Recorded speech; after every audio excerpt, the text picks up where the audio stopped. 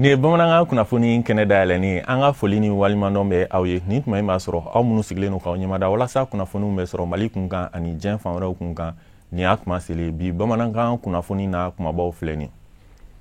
HAC n'ale ye jɛkulu ye mun ɲɛsinen don kunnafonidi kunkanko ɲɛnabɔli ma an ka jamana kɔnɔ u ye tile fila baara nun don tile fila kɔnɔna la maa faamuyalenbaw bɛna hakili jagabɔ kɛ walasa ka sariya kura dɔw ta kunnafonidi nasiraw kan o kɔfɛ minisiriso mun ɲɛsinen don kɛnɛyako kunkanko ɲɛnabɔli ma u ye kunnafonidi kɛnɛ dɔ sigi sen kan ka bɛn novembre kalo tile 5 ma walasa k'a ɲɛfɔ bɛɛ lajɛlen k'a fɔ bana min bɛ ni a fɔ a ma dengue n'a ni sumaya bɛ tali kɛ ɲɔgɔn na k'o yera sigida 6nan na ka bɛn ni octobre kalo tile 31 ninnu de ye bamanankan kunnafoni na kumabaw mun bɛna walawala aw ye sɔɔni.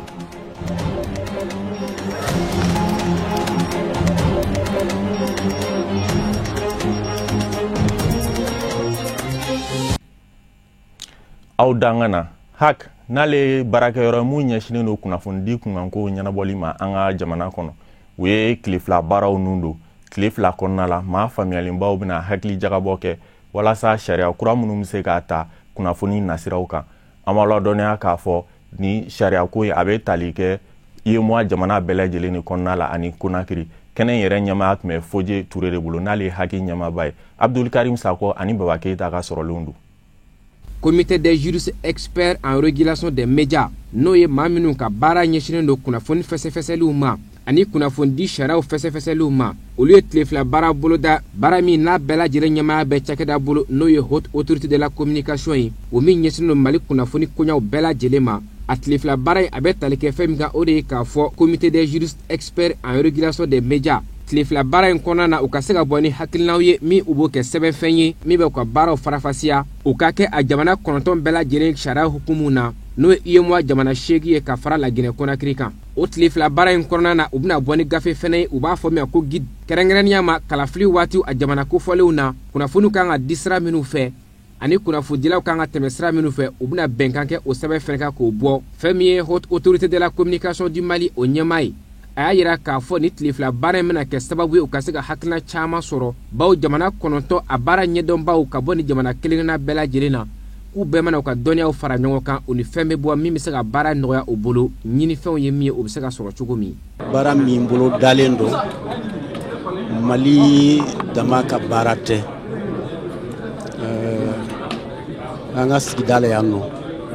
jamana 8 kelen bɛ ka jamakulu dɔ sigi n'a bɛ fɔ o ma UEMOA Union monétaire ouest africaine o jamana 8 ka Laginɛ far'o kan olu jamanaw kɔnɔ cakɛda minnu bɛ yen minnu sigilen don kunnafoni labɛnni kama a kɔlɔsili kama a ɲɛta matarafali kama n'a bɛ fɔ a ma autorité de régulation de la communication olu de farala ɲɔgɔn kan donc u 9 de farala ɲɔgɔn kan ka nin jamakulu sigi ala y'a kɛ wa ɲɛmɔgɔ dira Mali ma mais o kɔnɔna na fana an ye mɔgɔ damadama sugandi minnu ka dɔnniya sabatilen don n'a bɛ f'u ma ko expert ka dɔnniya koladɔnnen don a sabatilen don sariya donni kɔnɔ mais kunnafoni fana donni kɔnɔ parce qu'il faut que olu fila ka fara ɲɔgɔn kan pour que a ka f'i ma expert donc an y'olu de fara ɲɔgɔn kan ka na n'u ye bi ani sini pour que u ka baara kɛ gafew dɔw kan gafe minnu yɛrɛ ye fɛn an ka cakɛda ye jamana 9 in kɔnɔ gafe minnu bɛ se k'o baara dilanli k'a ɲɛfɔ pour que an ka se k'a dɔn an bɛ taa taabolo min kan o ye kelen ye fɛn fana bɛ yen an kan k'an sinsin min kan o ye kunnafoni di ye an ka jamanaw kɔnɔ bɛɛ b'a dɔn bi na basigi tɛ yen kunnafoni bɛ se k'a di cogo min pour que ka jamanaw ka basigi ka dɔ fara kan ka dɔ fara jamanaw yɛrɛ an sabatili kan parce que bi na an bɛ cogo min na il faut que kunnafoni ka di cogoya dɔ la mun bɛ se ka jamanadenw basigi mun bɛ se ka jamanadenw hakili sigi sabanan mun bɛ yen kunnafoni dili élection wagati parce que élection wagati a kuma ka ca a mankan ka ca a farati ka ca il faut que kunnafoni donna an k'a dɔn u bɛ se ka bilasira cogo min o wagati kɔnɔ donc an nalen bɛ nin tile fila in kɔnɔ ka n'o baara de kɛ donc jamana 9 de b'a kɛ mais n y'a fɔ aw ye cogo min sariya minnu ka dɔnni sabatilen don minnu ka dɔnni lakɔnen don sariya la ani kunnafoni la an y'olu fara ɲɔgɔn n'a bɛ ko expert olu bɛna u bɛ baara kɛ tile fila in kɔnɔ ni kunnafoni min bɔra la ni ala sɔnna sini wula fɛ lagasara selilen kɔfɛ an b'o kunnafoni d'aw ma. K'a lɔdɔnya k'a fɔ UEMOA jamana kɔnɔ plateforme des régulateurs de l'audiovisuel a ka nin comité des juristes experts a sigila sen kan février kalo tile 12 san 2018 Mali faaba kɔnɔ. Minisiriso mun ɲɛsinen no kɛnɛya kunkanko ɲɛnabɔli ma u ye kunnafonidi kɛnɛ dɔ sigi sen kan ka bɛn novembre kalo tile 5 ma a kun bɛ tali kɛ fɛn mun kan ka ɲɛfɔli kɛ bɛɛ lajɛlen k'a fɔ bana min bɛ ni a fɔ a ma dɛng n'a ni sumaya bɛ tali kɛ ɲɔgɔn na ko o yera sigida 6 na ko nka u kɛlen no ka fɛɛrɛ bɛɛ lajɛlen tigɛ walasa bana in ka dan sira la. Bouakar Traoré ani Ibrahim Kulibali tun bɛ Sherifula Jabaranso tɔgɔ la. Dengi ye bana min ni ani sumaya bɔlen don. O hukumu kɔnɔna na a ka jugu denmisɛnnilakaw de ma kosɛbɛ. Bana min don a bɛ sɔrɔ sosokinda de fɛ ani nɔgɔ nasira. O hukumu kɔnɔna na min ye Mali minisiriso min ɲɛsilen bɛ kɛnɛya sabatili ma an ka jamana kɔnɔna na olu ye barosigi kɛ u ni kunnafonidilaw ni ɲɔgɔn cɛ ka se ka ɲɛfɔli k'u ye k'a yira k'a fɔ bana in a donna an fɛ yan nɔ nin wagatinin na Bamakɔ. Bana in tamasere yɛrɛ mɔgɔ minnu na kɔnɔ fɔ mɔgɔ 14 mais sɛgɛsɛgɛliw y'a yira k'a fɔ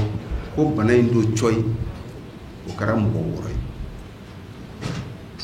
o mɔgɔ 6 olu bɛɛ bɛ an ka commune 6 sigida kɔnɔ ɔ kɛnɛya minisiriso o ladɔnniyalen a ye fɛɛrɛw tigɛ fɛɛrɛ min ni o bɛ ka sɛgɛsɛgɛ yala bana in a nana cogo di a bɛ furakɛ cogo di an ka kan ka labɛn jumɛn de sabati pour que an bɛ se ka kisi sigida fana bɛ se ka kisi dugu bɛ se ka kisi jamana bɛ se ka kisi donc an y'o baaraw de waleya o de y'a to an ka baarakɛlaw sera ni mɔgɔ 14 bɛ kelen-kelenna ma ka taa a ɲɛɲini bana y'u minɛ cogo di u furakɛ cogo di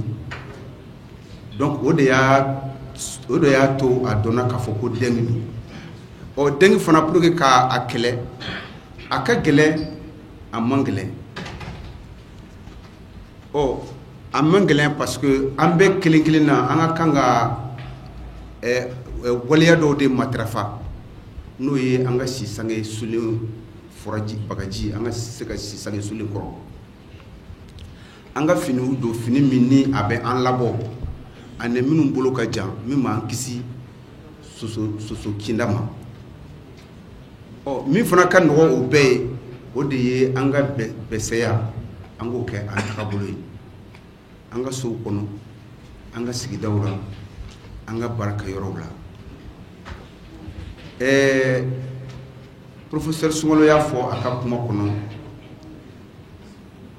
sardine boîte kɔrɔ pine kɔrɔ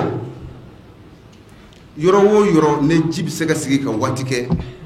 o de bɛ kɛ sababu ye ka soso caya an ka sigida la soso de bɛ bana in nati donc an ka fɛɛrɛ kɛ an ka fɛn o fɛn bɛ kɛ sababu ye ka ji sigi an ka sigida la an ka o bɛɛ latunu ka bɔ an ka sigida la o kɔrɔ ye jumɛn ye an ka bɛsɛya an k'o kɛ an tagabolo ye k'a yira maaw la k'a fɔ minisiriso min ɲɛsilen bɛ kɛrɛnkɛrɛnna kɛnɛya sabatili ma an ka jamana kɔnɔna na u k'u kelen don ka fɛɛrɛ bɛɛ lajɛlen sigi sen ka jamana kɔnɔna na a k'a ja min b'a to bana lahawta tɛ se ka don an ka jamana kɔnɔna na u ɲinɛ ma. don kɛrɛnkɛrɛnnen mun sigilen don usines tɔgɔ la u k'a ma journée de l'industrialisation o hokumu kɔnɔna la ka bɛn ni novembre kalo tile 5 ye kunnafonidi kɛnɛ dɔ sigira a sen kan a dakun tun bɛ tali kɛ fɛn mun kan usine minɛnw feereli bɛ se ka wara ka taa farafinna bɛɛ lajɛlen kɔnɔ cogo min na a kɛnɛ kan Sherifula Jabaranso tɔgɔ la Alihamidu Badeni ani Abdoulaye Sogodo tun bɛ Sherifula Jabaranso tɔgɔ la. Journée de l'industrialisation de l'Afrique o ye usines tɔgɔ la don ye farafinna n'o bɛ bɛn novembre kalo ma san o san dakun mun sugandila nin tako 8nan kadara la Mali jamana kɔnɔ o bɛ usines sigiyɔrɔ ani usinetigiw ka laɲiniw ko fɔ o wulikajɔ hukumu kɔnɔ fɛn minnu bɛ bayɛlɛma Mali jamana kɔnɔ n'an k'o ma ko Made in Mali o sugu nasigi sen kan Bamako parc d'exposition kono novembre kalo tile 28 ni ka taa bila décembre kalo tile fɔlɔ la. Nafaba de b'a la parce que vraiment salon in a b'a to maliyɛnw yɛrɛ bɛ na u b'a lajɛ produit bɛɛ min bɛ kɛ Mali la u b'a bɛɛ lajɛ parce que c'est le seul salon o ye salon ni kelen de bɛ mun bɛ production locale dɔrɔn yira maliyɛnw na donc vraiment an bɛ ka maliyɛnw wele u ka na salon in na min bɛ kɛ daminɛ le 28 novembre ka ban 1er décembre u kana lajɛ an bɛ bayɛlɛmali min kɛ an ka dugu kɔnɔ an ka san fana ka consommer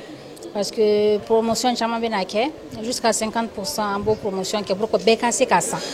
bɛɛ ka se ka taa lajɛ an bɛ produit min dilan Mali la. O tile 4 kɔnɔ hakili jagabɔ kɛnɛw na boloda an ka usine tigiw fɛ wasa gɛlɛya minnu bɛ usine ko binankun ka Mali jamana kɔnɔ fɛrɛ ka ɲini u la bawo usine yiriwali o bɛ jamana yɛrɛ ɲɛta ko fɔ ni baara bɛ waleya bawo o ye jamana usine ko ni jago ko minisiriso ye fo ka taa bila ONUD la ani usine tigiw ka jɛkulu n'an ko ma ko organisation patronale des industriels.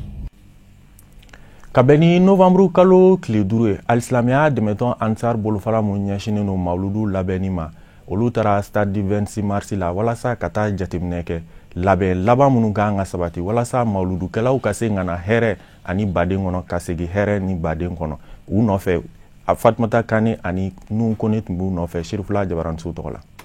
Ni wulikajɔ taama min ni a bolodara Mawludu commission d'organisation fɛ san 2019 a kɛra tile damadɔ ka kɔn Mawludu yɛrɛ la ɲɛnamayali ɲɛ ni a ma ɲa ko kiraba Muhamadu kisi ani nɛɛma bɛ a ma o bangeni nisɔndiyaw min ni o bɛ la ɲɛnamaya an fana karamɔgɔ fɛ Seyidi Sherif Usman Madani Aidara stade 26 mars la yirimajɔ o de y'a kɛ ni Mawludu kolabɛnkulu ye wulikajɔw boloda ni ka taa yɔrɔ in yɛrɛ lahalaw lajɛ a bɛ bolola min kan ni ka o dɔn. An nana terrain 26 mars la ka yala a fan bɛɛ la wasa an bɛ se ka hakilina minnu sɔrɔ ka baara labɛn ka sabati ka bɛn a don ma o la ni an ka commission mɔgɔw caman nana min ye lakɔlɔsili belebeleba fanba bɛ basé min kan fɔlɔfɔlɔ o ye ɲɛgɛnw de donc an nana an ye ɲɛgɛn ninnu mafilɛ an y'a ye ɲɛgɛn caman bɛ yen baaraba de b'a la a caman bɛ yen daw condamnelen don donc dans ce cas o kɔrɔ ko baaraba b'an bolo san o san baara b'an bolo sa mais min ɲinan ta fanga ka bon kosɛbɛ kosɛbɛ parce que a bɛ komi a tilancɛ yɛrɛ de datugulen don donc o b'a ɲini anw ka wulikajɔ caman kɛ ka ɲɛgɛn provisoire dɔ dilan min bɛ se ka jama lafiya donc n'o bɛ ko min na f'an ka na kɔn ka a don ɲɛ ka na o de y'an lase a bi sɔgɔmada in na parce que an y'u ɲininka yɔrɔ ninnu kɔndalen don mun na parce que jama donya ninnu na mɔgɔw mago bɛ ɲɛgɛn de la bon u y'a yira an na k'a fɔ ko ɲɛgɛn ninnu kɔndalen ko dɔwɛrɛ tɛ sali minnu bɛ dugumala la bon ɲɛgɛnw ninnu tew dɔ de sɔgɔlen don donc ni mɔgɔw taara a utiliser bon nɔgɔ bɛ jigin sali ninnu kɔnɔna na bon o de y'a kɛ o y'a condamné donc dans ce cas o fana n'o fɔra an ye an yɛrɛ ye a ye k'a fɔ ko a bɛ yen donc o la an fana ye fɛɛrɛ minnu labɛn n'o de ye ɲɛgɛn provisoire ye an bɛ wuli ka jɔ de kɛ walasa k'olu caman de kɛ a camanba n'ala sɔnna ma an bɛna camanba de kɛ walasa nabagaw fana ka lafiya sɔrɔ a ko la. an y'a ye gɛlɛya bɛ yɔrɔ dɔw la n'o ye jiko gɛlɛya ye parce que an y'a ye worobinɛ dɔw kunkolo tiɲɛnen don an bɛ fɛ ka fɛɛrɛ kɛ k'olu dilan joona bon ɲɛgɛn dɔw fana tiɲɛnen don an bɛ fɛ ka fɛɛrɛ kɛ ka o ɲɛgɛn dɔw fana yɔrɔ dɔw dilan non o musaka wari kɔnɔ an bɛ fɛn fɛn kɛ a la yan nɔ o musaka bɛɛ bɛ bɔ anw de kunna an bɛ worobinɛ minnu dilan ani n'an ka bɛ ɲɛgɛn mobili minnu ye o bɛɛ musaka bɛ bɔ anw de kunna. stade 26 mars ɲɛmayaso tɔgɔ la a ɲɛmaw ye tɔmi sigi a kan k'a fɔ ko fɛn bɛ tali kɛ Mawludu kɛli la hɛrɛ ani baden kɔnɔ k'u n'u seko n'u damayira bɛɛ lajɛlen kɛ cogo min na o fɛɛrɛw ka se ka sira sɔrɔ. Comme an bɛɛ lajɛlen ka laɲini n'o ye Mawludu hukumu kɔnɔna ye o kɛli ka ɲa o de y'o ye donc an minnu bɛ 26 mars baarakɛlaw ye yan nɔ an ye toujours an seko n'an damayira an y'o de kɛ pour que Mawludu bɛ se ka kɛ cogoya min na a kɔrɔlenw na cogoya min na donc n'ala sɔnna ma ɲinan ta in fana la n'an ma min fara o kan an tɛna fɛn bɔ o la donc gɛlɛya ninnu ye généralement n'an bɛ minnu sɔrɔ kosɛbɛ o ye n'i ye jama kɔnɔ lajɛ wagati o wagati yɔrɔ o yɔrɔ dekun fɔlɔ minnu bɛ yen nɔ d'abord o ye mɔgɔw ka bɛ se k'u yɛrɛ sɔrɔ cogoya min na k'u lafiya n'o ye an ka ɲɛgɛn ko ninnu ye donc a bɛ wagati damadɔ bɔ san damadɔ bɔ an yɛrɛ o ɲɛgɛn ko in an bɛ problème ba de sɔrɔla o de la ya fila ani kɔ kɔnɔna na Mawuludu kolabɛnkulu Ansardin tɔgɔ la u taamara ni k'u ɲɛda stade fantan ani 4 bɛɛ lajɛlen kan a dogodogoɲɛw ni a kɛnɛmalanw min ni taama in ɲɛ bilalen tun do stade yɛrɛ cakɛlaw fɛ ni olu de tun bɛ ka yiraliw kɛ u ka jateminɛw y'a yira k'a fɔ ko ɲɛgɛn min ni o tɛ ka baara kɛ ni u k'o ma k'o kɔndanenen do o bɛ surunya ɲɛgɛn 20 bɔɲɔgɔnko la ɲɛgɛn min ni o ka ɲi ni o kan ka baara kɛ o bɛ se ɲɛgɛn 10 ani dɔɔni ma an bɛ aw ladɔnniya fɛnɛ k'a fɔ ko ɲɛgɛn caman fana de bɛ stade 26 mars kɔnɔ min ni jiko gɛlɛya bɛ yen Mawuludu kolabɛnkulu Ansardin tɔgɔ la u y'a yira k'a fɔ ko labɛn min ni o kan ka sabati cogo min na ka se ka fɛɛrɛ sɔrɔ ni gɛlɛya ninnu na ko o musaka wari bɛ bɔ association Ansardin yɛrɛ juga kɔnɔ. Sigida fɔlɔ maa ɲɛmaaw ye welekan bila k'a ɲɛsin sigida fɔlɔ dutigiw bɛɛ lajɛlen ma k'a fɔ Mawuludu kɛla dunanba minnu bɛ na u ka se k'u bisimila bonya ani karama kɔnɔna la i n'a fɔ an ka jatigiya yɛrɛ b'a ɲini cogo min na. Sigida fɔlɔ maa dɔw bɛ Buya Kulubali ka kuma galamani na an ka ɲɛmaada olu fɛ. Welekan a bɔra min a bɔra maire tɔgɔ la a bɔra min a bɔra conseil 45 conseil la commune a bɔra tɔgɔ la a bɔra min a bɔra ara ye garijɛgɛ nin d'a ma an ka quartier kɔnɔ belebeleba bɛ yen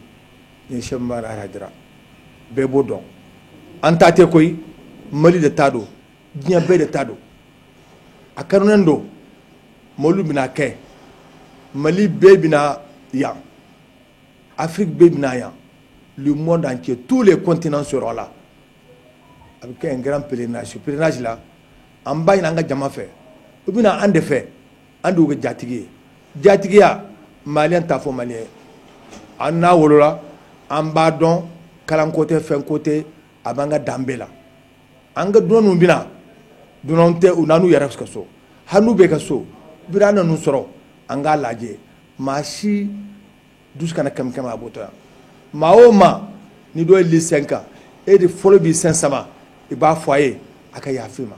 adamaden u bɔ yɔrɔ jan ka na yɔrɔ jan commune 1 la mais particulièrement Jɛngɛnɛbugu. Nisɔndiya min bɛ na a ka bɔ hakili ma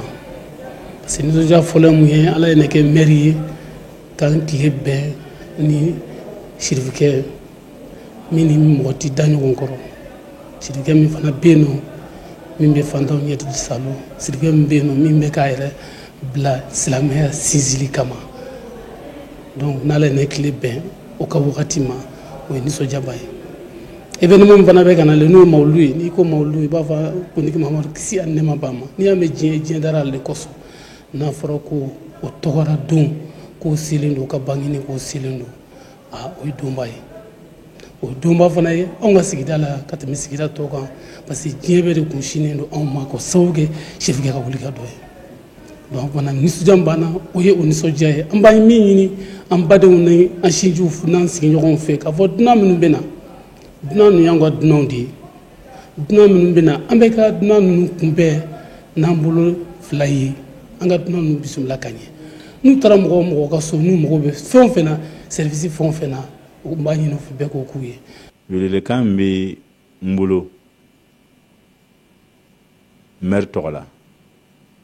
ani conseil communal bɛɛ tɔgɔ la jama min k'u ɲɛsinnen don anw ma ɲinan Mawuludu hukumu kɔnɔna na ala k'o ɲuman se anw ma ni ala y'a kɛ n'an tilala Mawuludu fana na ala k'u ɲuman bɔ k'u ɲuman se u ka denbayaw ma ka yira la ka ɲini u fɛ u na yɔrɔ kɔrɔw de don u ka sigida kɔrɔw don ka fara kan tuguni k'u bisimila commune 1 kɔnɔ k'an bɛ kun an bɛ kun an ka hakilina ɲumanya la an bɛ kun an ka silamɛya jɛɲɔgɔn la an bɛ kun an ka laada kulu kɔnɔ k'u bisimila k'a ɲini commune den a cɛ n'a a muso fɛ Mawuludu de don dunan minnu bɛ na an k'u minɛ ni anw dɔw ye an k'u minɛ ni balimaya minɛ na an k'u minɛ ni silamɛya minɛ na u delila ka kɛ cogoya min na ɲinata dɔ ka fara kan u jijalen don dɛ mais dɔ de ka fara kan. bolola baarakɛlaw ka suguba mun baaraw bena sigi an fɛ Bamakɔ parc d'exposition de Bamako la o okumu kɔnɔna la bolola baarakɛlaw ka ɲɛmaaba ye wele bila ka ɲɛsi bolola baarakɛla bɛɛ lajɛlen ma u ka bɔ i n'a fɔ kɔnɔkulu ka na nin baara in nundonni kɛnɛ kan mun bena kɛ alamisadon novembre kalo tile 7 an b'a ladɔnniya k'a fɔ kɛnɛ yɛrɛ ɲɛmaya bɛ président Ibrahim Boubacar Keita de bolo. Amadou Kamara ani Ibrahim Kulibali gal sɔrɔlen don. An bɛ hukumu min kɔnɔ sisan o ye deuxième édition n'o ye salon de l'artisanat ye n'o y'an ka fête de l'artisanat ye parce que san fila o san fila an ni jamana ɲɛmɔgɔ bɛ ɲɔgɔn ye an b'o sigi ko filanan na an ka ministre n'o ye Nina Wallet Intalo n'an b'a fɔ plateau in kan ale de y'o organisation confiée APCM ni organisation professionnelle la an n'an ka syndicats la donc an farala ɲɔgɔn kan ka deuxième édition in labɛn laɲini ye mun ye sini de kalo tile 7 jeudi ni novembre kalo tile 7 o de dayɛlɛni ye min ɲininen bɛ artisan bɛɛ fɛ depuis 10 heures mana tɛmɛ ka se midi ma u ka baara jɔ k'u kunda foire-kɛyɔrɔ kan n'o ye aéroport kɛrɛfɛla ye n'u taara doni c'est libre mais laɲini ye mun ye u ka dugukolo ko kuma bɛ fɔ yen de u ka formation ko kuma bɛ fɔ yen de u ka nafolo ko kuma n'o ka financement o bɛ fɔ yen u ka équipement o kuma bɛ fɔ yen de i yɛrɛ ka kɛ seere hali ni ma taa minɛ exposé mais i ka taa an dɛmɛ ni bɔli ye parce que a bɛ fɔ k'an ka ca ni bɛɛ ye mais n'a fɔra an ka bɔ an tɛ ye donc wele bilalen don bolola baarakɛla bɛɛ de ma cɛ ni muso an ka bɔ ka caya ka taa jamanatigi kuntigi kunbɛn ka taa bolola baarakɛlaw ka minɛn dilanniw lajɛ ka sanni kɛ fana surtout lajɛli bɛɛ tɛ wasa kɛ souvent a ɲininen don population fɛ kosɛbɛ an ka bolola baarakɛlaw encourager n'u ka minɛn sanni ye parce que ni bolola baarakɛla kelen dɛmɛ i y'a dɛmɛ ka nafolo d'a ma tiɲɛ don mais i y'a dɛmɛ ka a yɛrɛ kalan i y'a dɛmɛ ka ouvrier b'a bolo k'o kalan ka sara d'o ma i y'o fana dɛmɛ ka apprenti dɔ kalan ni deuxième édition in na an ye ko kuraw dɔ don a la ni métier caman tun bɛ u t'u yɛrɛ dɔn bolola baarakɛla ye n'i ye Wayi ɲininka Wayi tun b'a miiri a ye commerçant ye Wayi ye bolola baarakɛla ye boulanger ye bolola baarakɛla ye taxi bolila ye tant que a ma se compagnie ma olu bɛɛ ye bolola baarakɛla katakatani ye bolola baarakɛla ye ka doni ta i kɔ la o ye bolola baara ye nɛgɛso doni tala puspusunu nin bɛɛ ye bolola baarakɛla nin caman t'u yɛrɛ dɔn bolola baarakɛla ye donc nin kɛnɛ kan an ye kala sɛmɛ kelen na n'o ye bosonikɛlaw ye an y'a lakɔlɔsi ni sunkalo banna misiw bɛ faga ka caya sisan mɔgɔ b'u bolo fara ɲɔgɔn kan misi caman san mais an y'a lakɔlɔsi bosonikɛla tɛ sɔrɔ dɔw ka misi bɛ bila fɔ minute ma mɔgɔ tɛ sɔrɔ ka boso dɔw bɛ 3 ni 4 faga u bɛ mɛn a kunna alors qu'an ye mɔgɔ dɔw former an bɛna ɲɔgɔn dan k'u ni ɲɔgɔn cɛ u bɛ misi boso ka ban minute 10 ka kari ka ban minute 10 minute 15 o ye teliya ye u bɛ saga boso minute 2 ni tila ka sogo ni fɛnw bɛɛ kari ka ban minute 5 donc e mana se ka misi 10 boso k'o kari kari 2000 10 ye joli ye 20,000 ni misi hakɛ min kɛ tile kɔnɔ i tɛ dɔ sɔrɔ donc hali ni t'o métier kɛ a tɛna wari d'i ma i ka métier wɛrɛ fana ɲɛɲini donc métier porteur don. An ka Kafunɛ Bacili lamɛn walasa ka diɲɛ fan wɛrɛ kibaruyaw dɔn.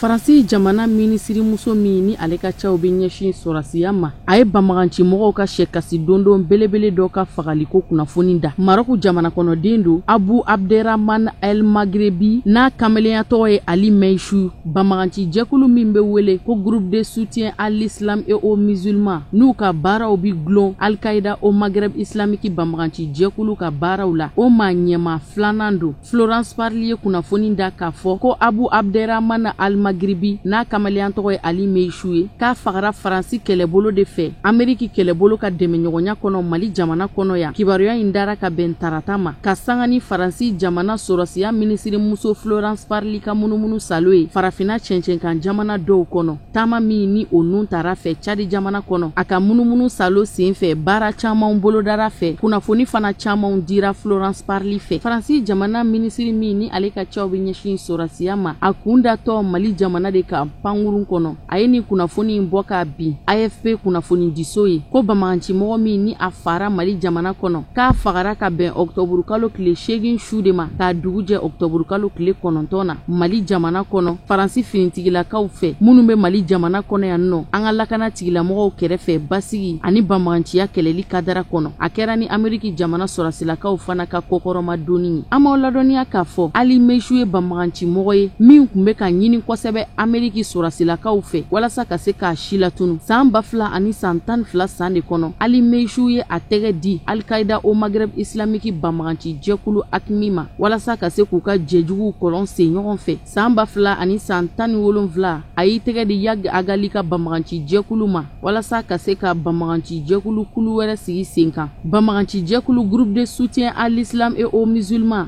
u nɔ yera wulikajɔ ani bamaganciya waleya camanw na kɛrɛnkɛrɛnnenya la septamburu kalo tɛmɛnen ban waatiw kana se octobre kalo ma wulikajɔ minnu ni olu tara ka ɲɛsin Mali jamana kɔnɔ yan an ka finitigilakaw dagayɔrɔ la Bulkesi ani Munduru olu de nɔ kɛra o waleya cɛjugu ye n'a kɛra sababu ye k'an ka finitigilaka mɔgɔ 40 bɔnɛ u niw na Ali Mechu ka o bamaganci jɛkulu kelen olu de ye wulikajɔ boloda ka Burkina Faso jamana sɛgɛrɛ Wagadugu san 2000 ani san 18 marisi kalo la n'o wulikajɔ fana kɛra sababu ye ka mɔgɔ 8 bɔnɛ u niw na san 2000 ani san 16 Burkina Faso jamana kɔnɔ Wagadugu u ka wulikajɔ kɛra sababu ye ka mɔgɔ 30 bɔnɛ u niw na Ali Mechu ka bamaganci jɛkulu groupe de soutien à l'islam et aux musulmans ani Al-Qaida o Maghreb Islamiki bamaganci jɛkulu AQMI ka bolodi ɲɔgɔnma kɔnɔna na san 2000 ani san 17 u ka wulikajɔ kɛra sababu ye ka nin 19 bɔn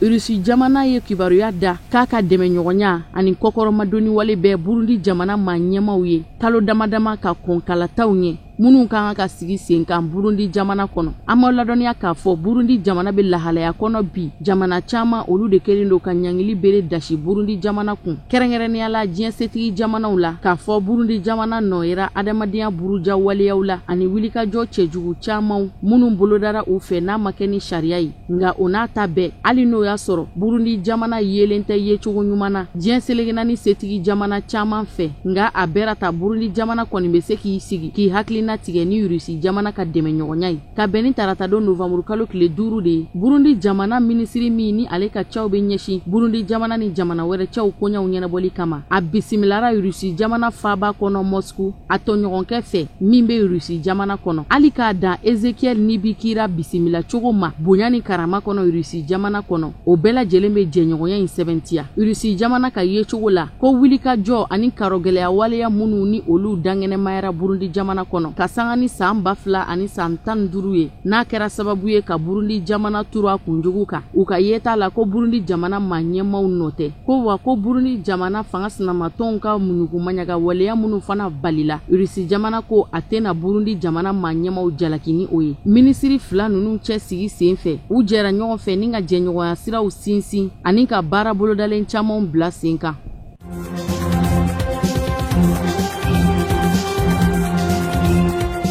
ka bɛn ni tarata don ye Togo jamana wasabulon kɔnɔ wasadenw u ye kalata ko sariya sen lajɛ kura ye ni ka yɛlɛma kura dɔw don o kɔnɔna na u ye min ta k'a don ba la yɛlɛma kura doni jamana kalata ko sariya kɔrɔ a bɛna kɛ sababu ye Togo jamana kɔnɔdenw ma minnu taara bisimila minɛ diɲɛ jamana wɛrɛw kɔnɔ n'u bɛ tunga la ye u ka se ka kalata Togo jamana ka kalataw sen fɛ a bɛ kɛ sababu ye Togo jamana kɔnɔdenw minnu bɛ tunga fɛ u kana kɛ kɛrɛfɛden ye kalataw sen fɛ u fa jamana kɔnɔ u sen ka se ka don ɲɛmɔgɔ sugandiw la an b'aw ladɔnniya k'a fɔ Togo jamana wasabulon kɔnɔ wasaden minnu ni olu ye ni sariya in lajɛ kura ye ka yɛlɛma kura don a la ni k'a ta k'a don ba la wasaden minnu ni fanga bɛ ɲɔgɔn kan fɔ kalata ko sariya in yɛlɛmali ko kɛra olu de fɛlako ye jamana fanga sinamatɔn minnu bɛ wasabulon kɔnɔ olu ma u ɲɛkɔrɔ diya kosɛbɛ sariya sen yɛlɛmali ko la san 2000 ani san 20 nata Togo jamana kɔnɔden minnu ni olu bɛ diɲɛ jamana wɛrɛw kɔnɔ olu sɛmɛ nana don jamana ɲɛmaasigi kalata baaraw la walasa k'u diya ɲɛmɔgɔ sugandi k'o sigi jamana ɲɛmaaya kunna n'o tɛmɛna wasadensigi kalata minnu fana ni olu bɛ dɔgɔda a ko bɛ kɛ o kɛcogo kelen u sɛmɛ don o wote baaraw fana na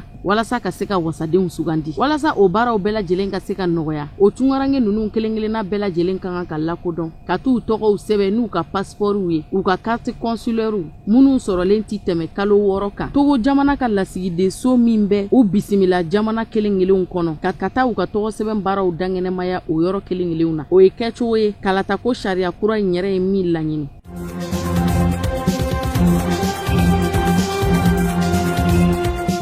Kongo RDC jamana kɔnɔ kalango sigilen ti bolo kelen sanfɛ barisabu ka da kan hali bi kalanden karamɔgɔw bi baarablancari bolodaliw la kɛrɛnkɛrɛnnenya la ekɔliso minnu ni bɛnkan bɛ u ni egiliziw ni ɲɔgɔn cɛ kabiri ni jamana maa ɲɛmaw ye sariya sigi sen kan min b'a yamaruya ekɔlidenw ye u ka se ka kalan kɛ fufalaki duguma kalansow kɔnɔna na nisɔngoya taamaw tɛ ka kɔtigɛ ekɔli karamɔgɔw yɔrɔ ka bɛn ni taratadon de ye ekɔli karamɔgɔ minnu ni bɛnkan bɛ u ni egilizi katolikiw ni ɲɔgɔn cɛ kɛrɛnkɛrɛnnenya la Convention catholique de Lubumbashi écoleden karamɔgɔ fɛn fɛn bi i yɛrɛ ye o kɔnɔ u bɛɛ lajɛlen taara u ka cakɛyɔrɔw la nka kuru kɔni ma di kalandenw ma bawo baarablancari de bɛ senna walasa ka se k'u ka kelenɲɔgɔnya an'u ka kɔkɔrɔmadɔni walew jira ka ɲɛsin ekɔli karamɔgɔ tɔw bɛɛ lajɛlen ma ekɔli karamɔgɔ minnu ni olu ka sarako gulonnen don Kongo RDC jamana la nka a bɛɛ ta ni u ti ka dɔrɔmɛ kelen sɔrɔ u saraw ye olu dɛmɛɲɔgɔnyali de don baarablancari in kadara kɔnɔ walasa o ekɔliden karamɔgɔ ninnu ka ɲinifɛnw bi se ka kɛ sɔrɔfɛnw ye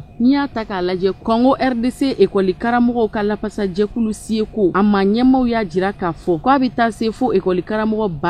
105 de la minnu tɛ ka sara jamana fɛ Kongo RDC jamana ma ɲɛmaw yɛrɛ ye layidu ta k'a fɔ ko ka sanga ni nin baarablancari ninnu ye ko fɛɛrɛw ni dabaliw na sigi sen kan walasa sani novamburu kalo tile 15 nata cɛ ka se ka fɛɛrɛ kɛ ka ekɔli karamɔgɔ ninnu sara.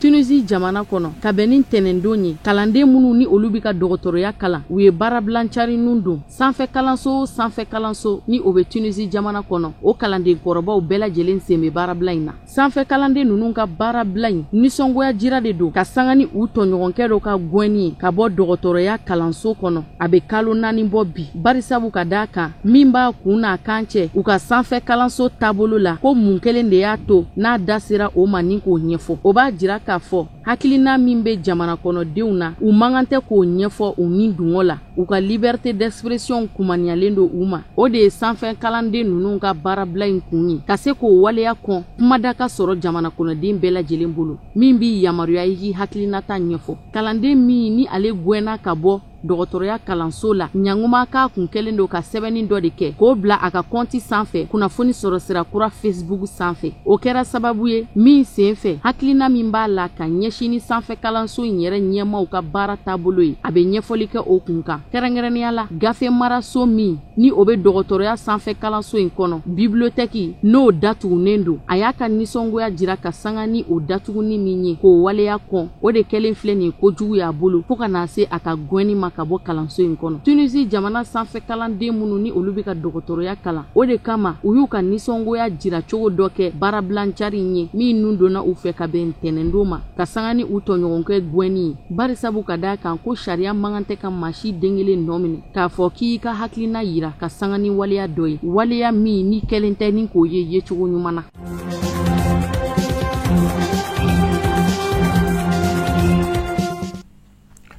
Ka kɛɲɛ ni président Ibrahim Boubacar Keïta ka laɲiniw ye jɛkulu min bɛ ni a fɔ a ma UASC olu ye ɲɔgɔn kunbɛn belebele boloda bourse du travail da la ka bɛn ni jumado novembre kalo tile 8 ye walasa ka fara ɲɔgɔn kan k'u ka dɛmɛ yira ka ɲɛsin an ka finitigilakaw ma faamuyaliko ɲuman o dalen bɛ nin kan